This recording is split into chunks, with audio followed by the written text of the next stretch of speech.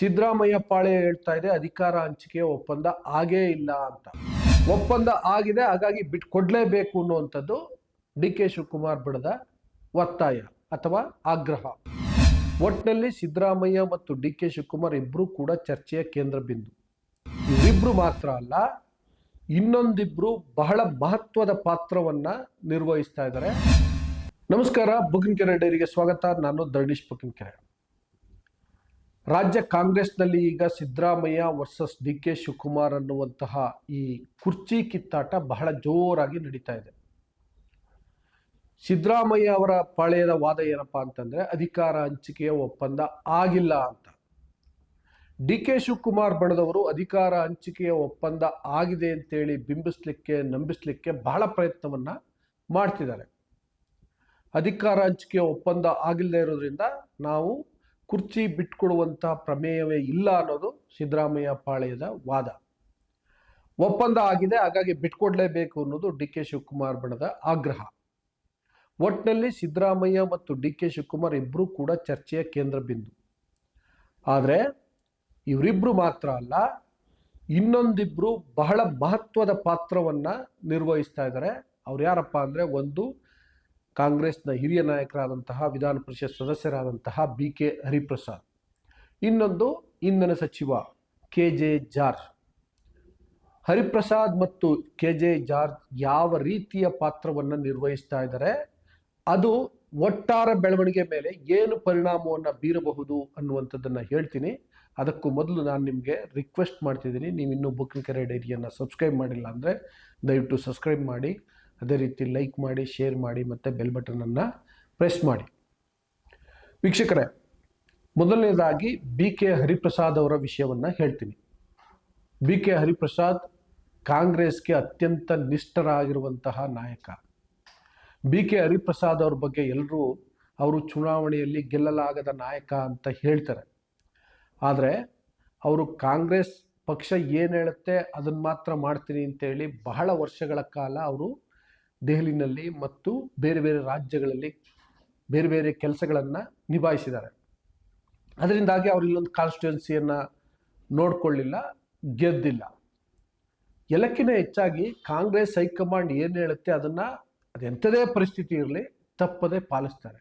For example, ಕಡೆ ಕ್ಷಣದಲ್ಲಿ ಇತ್ತೀಚೆಗೆ ಅಂದರೆ ಕಳೆದ ಲೋಕಸಭಾ ಚುನಾವಣೆ ಸಂದರ್ಭದಲ್ಲಿ ಬೆಂಗಳೂರು ದಕ್ಷಿಣದಿಂದ ಕಂಟೆಸ್ಟ್ ಮಾಡಿ ಅಂತ ಹೇಳಿದ್ರು ಕಾಂಗ್ರೆಸ್ ಹೈಕಮಾಂಡ್ ನಾಯಕರು.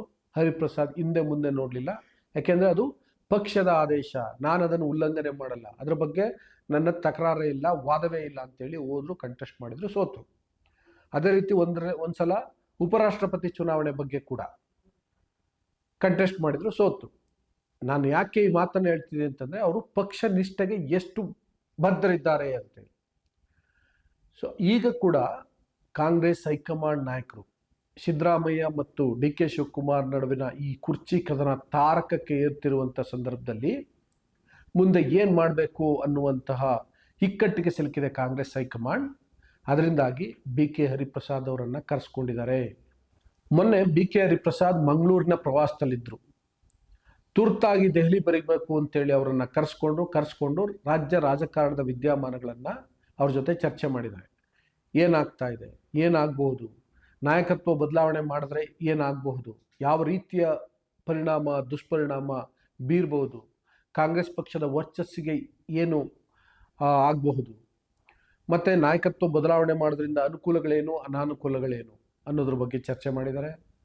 ನಂಬರ್ 2, ಇದಕ್ಕೆ ಪರಿಹಾರ ಏನು, ಒಂದೊಮ್ಮೆ ನಾಯಕತ್ವ ಬದಲಾವಣೆ ಮಾಡದೇ ಇದ್ದರೆ ಪರಿಹಾರ ಏನು, ಯಾವ ರೀತಿಯಲ್ಲಿ ಇಶ್ಯೂನ ಸಾರ್ಟ್ಔಟ್ ಮಾಡಬೇಕು, ಯಾರ್ಯಾರು ಯಾವ ರೀತಿಯ ದಾಳವನ್ನು ಉರುಳಿಸ್ತಾ ಇದ್ದಾರೆ, ಸಿದ್ದರಾಮಯ್ಯ ಅವರ ಸ್ಟ್ರೆಂತ್ ಆ್ಯಂಡ್ ವೀಕ್ನೆಸ್ ಏನು, ಡಿ ಕೆ ಶಿವಕುಮಾರ್ ಅವರ ಸ್ಟ್ರೆಂತ್ ಆ್ಯಂಡ್ ವೀಕ್ನೆಸ್ ಏನು, ಇದ್ರ ನಡುವೆ ಇವರಿಬ್ಬರು ಕಿತ್ತಾಟದಲ್ಲಿ ಬೇರೆ ಯಾರಾದರೂ ತಮ್ಮದೇ ಆದಂತಹ ಪಾತ್ರವನ್ನು ನಿರ್ವಹಿಸ್ತಿದ್ದಾರಾ, ಲಾಭ ಮಾಡ್ಕೊಳ್ಳಿಕ್ಕೆ ಪ್ರಯತ್ನ ಮಾಡ್ತಿದ್ದಾರಾ, ಹೀಗೆ ಡೀಟೇಲ್ ಆಗಿ ಬಿ ಕೆ ಹರಿಪ್ರಸಾದ್ ಅವ್ರ ಜೊತೆಗೆ ಕಾಂಗ್ರೆಸ್ ಹೈಕಮಾಂಡ್ ನಾಯಕರು ಅಂದರೆ ವಿಶೇಷವಾಗಿ ರಾಹುಲ್ ಗಾಂಧಿ ಅವರು ಚರ್ಚೆ ಮಾಡಿದ್ದಾರೆ, ಅಭಿಪ್ರಾಯವನ್ನು ಸಂಗ್ರಹಿಸಿದ್ದಾರೆ. ನಾನಾಗಲೇ ಹೇಳ್ದಂಗೆ ಪಕ್ಷನಿಷ್ಠ ಅನ್ನುವ ಕಾರಣಕ್ಕೋಸ್ಕರ, ಬಯಾಸ್ಡ್ ಆಗಿ ಅಭಿಪ್ರಾಯವನ್ನು ಕೊಡಲ್ಲ ಅನ್ನುವ ಕಾರಣಕ್ಕೋಸ್ಕರ ಬಿ ಕೆ ಹರಿಪ್ರಸಾದ್ ಅವ್ರ ಜೊತೆ ಕರೆದು ಮಾತನಾಡಿದರೆ. ಬಿ ಕೆ ಹರಿಪ್ರಸಾದ್ ಸದ್ಯಕ್ಕೆ ನಾಯಕತ್ವ ಬದಲಾವಣೆ ಮಾಡೋದು ಸೂಕ್ತವಾದಂತಹ ತೀರ್ಮಾನ ಅಲ್ಲ. ಅದರಿಂದ ಪಕ್ಷಕ್ಕೆ ಲಾಭಕ್ಕಿಂತ ನಷ್ಟವೇ ಜಾಸ್ತಿ ಆಗತ್ತೆ ಅನ್ನುವಂಥ ಅಭಿಪ್ರಾಯ ನೀಡಿದ್ದಾರೆ ಅಂತೇಳಿ ಗೊತ್ತಾಗ್ತಾ ಇದೆ. ಇದಲ್ಲದೆ ಇದಕ್ಕೇನೋ ಒಂದು ಪರಿಹಾರವನ್ನ ಕಂಡುಕೋಬೇಕಲ್ಲ, ಅದಕ್ಕೆ ಅವ್ರು ಹೇಳ್ತಿರುವಂಥದ್ದು ಏನು ಅಂತಂದ್ರೆ ಸಂಪುಟ ಪುನರಚನೆಯನ್ನ ಮಾಡಿ ಆ ಮೂಲಕ ಸಂದೇಶವನ್ನ ಕೊಡಿ ಅಂತ. ಸೊ ಈ 2 ಮಾತುಗಳನ್ನ ಅವರು ಹೇಳಿದ್ದಾರೆ ಅಂತೇಳಿ ಗೊತ್ತಾಗಿದೆ. ಇನ್ನು ಏನೇನು ಚರ್ಚೆ ಮಾಡಿದ್ದಾರೆ ಅನ್ನೋದು 100% ಗೊತ್ತಾಗಿದೆ ಅಂತ ಹೇಳಲಿಕ್ಕೆ ಸಾಧ್ಯ ಇಲ್ಲ. ಉಳಿದಂತೆ KJ ಜಾರ್ಜ್ ಅವರು ಕೂಡ ಕಾಂಗ್ರೆಸ್ ಪಕ್ಷಕ್ಕೆ ಅತ್ಯಂತ ನಿಷ್ಠರಾಗಿರುವಂತಹ ವ್ಯಕ್ತಿ. ಕಾಂಗ್ರೆಸ್ ಹೈಕಮಾಂಡ್ ನಾಯಕರಿಗೆ ಅತ್ಯಂತ ನಿಷ್ಠರಾಗಿರುವಂತಹ ಮತ್ತು ಸಂಪರ್ಕ ಹೊಂದಿರುವಂತಹ ವ್ಯಕ್ತಿ. ನಾನು ಹರಿಪ್ರಸಾದ್ ವಿಷಯದಲ್ಲಿ ಅದೊಂದನ್ನು ಮರ್ತೆ. ಹರಿಪ್ರಸಾದ್ ಬಹಳ ವರ್ಷಗಳ ಕಾಲ AICC ಮಟ್ಟದಲ್ಲಿ ಕೆಲಸ ಮಾಡೋದ್ರಿಂದ ರಾಹುಲ್ ಗಾಂಧಿ, ಸೋನಿಯಾ ಗಾಂಧಿ, ಪ್ರಿಯಾಂಕ್ ಗಾಂಧಿ ಇವರೆಲ್ಲರಿಗೂ ನೇರವಾಗಿ ಸಂಪರ್ಕದಲ್ಲಿರುವಂತಹ ವ್ಯಕ್ತಿ KJ ಜಾರ್ಜ್ ಅವರು ಕೂಡ. KJ ಜಾರ್ಜ್ ಇದರಿಂದಾಗಿ ಈಗ ಸೆಂಟರ್ ಸ್ಟೇಜ್ಗೆ ಬಂದಿದ್ದಾರೆ. ಅವರು ಮುಖ್ಯಮಂತ್ರಿ ಸಿದ್ದರಾಮಯ್ಯ ಅವ್ರ ಜೊತೆಗೂ ಮಾತನಾಡಿದ್ದಾರೆ, ಉಪಮುಖ್ಯಮಂತ್ರಿ DK ಶಿವಕುಮಾರ್ ಅವ್ರ ಜೊತೆಗೂ ಮಾತನಾಡಿದ್ದಾರೆ, AICC ಅಧ್ಯಕ್ಷರಾದಂಥ ಮಲ್ಲಿಕಾರ್ಜುನ್ ಖರ್ಗೆ ಅವ್ರ ಜೊತೆಗೂ ಮಾತನಾಡಿದ್ದಾರೆ. ಹೈಕಮಾಂಡ್ ನಾಯಕರ ಸೂಚನೆ ಮೇರೆಗೆ KJ ಜಾರ್ಜ್ ಮಾತನಾಡಿದ್ರ ಅಥವಾ ಇಲ್ಲಿ ಅವರನ್ನ ಸಿದ್ದರಾಮಯ್ಯ ಆಪ್ತ ಅಂತ ಕೂಡ ಹೇಳಲಾಗೋದ್ರಿಂದ ಸಿದ್ದರಾಮಯ್ಯ ಅವರು DK ಶಿವಕುಮಾರ್ ಅವ್ರಿಗೆ ಜಾರ್ಜ್ ಮುಖಾಂತರ ಸಂದೇಶವನ್ನ ಕಳಿಸಿದ್ರ ಗೊತ್ತಿಲ್ಲ. ಇನ್ನೊಂದು ವಿಶೇಷ ಏನಪ್ಪಾ ಅಂತಂದ್ರೆ KJ ಜಾರ್ಜ್ ಅವ್ರ ಮನೆಗೆ DK ಶಿವಕುಮಾರ್ ಅವರು ಹೋಗಿದ್ದಾರೆ. ಅಂದ್ರೆ DK ಶಿವಕುಮಾರ್ ಅವ್ರಿಗೂ KJ ಜಾರ್ಜ್ ಅವರ ಸಾಮರ್ಥ್ಯ ಏನು ಅನ್ನೋದು ಗೊತ್ತು, ಅವರ ಸಂಪರ್ಕ ಏನು ಅನ್ನೋದು ಗೊತ್ತು, ಅವರು ಮತ್ತೆ ಹೈಕಮಾಂಡ್ ನಾಯಕರ ನಡುವಿನ ಸಂಬಂಧ ಏನು ಅನ್ನೋದು ಗೊತ್ತು. ಅದೇ ರೀತಿ KJ ಜಾರ್ಜ್ ಮತ್ತು ಸಿದ್ದರಾಮಯ್ಯ ಅವರ ನಡುವಿನ ಸಂಬಂಧ ಏನು ಅನ್ನೋದು ಗೊತ್ತು.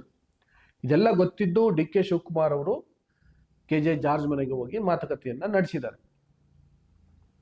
ಒಂದು ಮಾಹಿತಿ ಬರ್ತಾ ಇದೆ, ಅದು ಇನ್ನೂ ಕೂಡ ಅಧಿಕೃತ ಆಗಿಲ್ಲ. ಏನಪ್ಪಾ ಅಂತಂದ್ರೆ DK ಶಿವಕುಮಾರ್ ಅವ್ರಿಗೆ KJ ಜಾರ್ಜ್ ಈಗ ಪರಿಸ್ಥಿತಿ ಸರಿ ಇಲ್ಲ, ನಾಯಕತ್ವದ ಬದಲಾವಣೆ ಅಷ್ಟು ಸೂಕ್ತ ಅಲ್ಲ, ಅದರಿಂದಾಗಿ ನೀವು ತಾಳ್ಮೆಯಿಂದಿರಿ, ವೆಯ್ಟ್ ಮಾಡಿ ಅಂತ ಹೇಳಿದಾರಂತೆ. ಒನ್ಸ್ ಅಗೇನ್ ಅದು ಕೂಡ KJ ಜಾರ್ಜ್ ಅವರ ಸ್ವಂತ ಅಭಿಪ್ರಾಯ ಅಲ್ಲ. ಅದನ್ನ ಐದರ್ ಹೈಕಮಾಂಡ್ ನಾಯಕರು ಹೇಳಿರ್ತಾರೆ ಅಥವಾ ಸಿದ್ದರಾಮಯ್ಯ ಅವರು ಹೇಳಿ ಕಳಿಸಿರ್ತಾರೆ. ಒಟ್ಟಲ್ಲಿ ಆ ಮಾತನ್ನ ಅವರು ಹೇಳಿದಾರಂತೆ. ಸೊ ಇವರಿಬ್ರು ಬಹಳ ಇಂಟ್ರೆಸ್ಟಿಂಗ್ ಆದಂತಹ ಪಾತ್ರವನ್ನ ನಿರ್ವಹಿಸ್ತಾರೆ ಅನ್ನೋ ಕಾರಣಕ್ಕೋಸ್ಕರ ಈ ವಿಡಿಯೋವನ್ನ ಮಾಡಿದೆ. ವಿಡಿಯೋ ಇಷ್ಟ ಆದ್ರೆ ಬುಗ್ಗಿನಕೆರೆ ಡೈರಿಯನ್ನು ಸಬ್ಸ್ಕ್ರೈಬ್ ಮಾಡಿ, ಲೈಕ್ ಮಾಡಿ, ಶೇರ್ ಮಾಡಿ ಮತ್ತು ಬೆಲ್ ಬಟನ್ ಅನ್ನು ಪ್ರೆಸ್ ಮಾಡಿ. ಹಾಗೆ ನಿಮ್ಮ ಅಭಿಪ್ರಾಯ ಏನು ಅನ್ನೋದನ್ನು ಕಾಮೆಂಟ್ ಬಾಕ್ಸಲ್ಲಿ ತಿಳಿಸಿ. Thank you.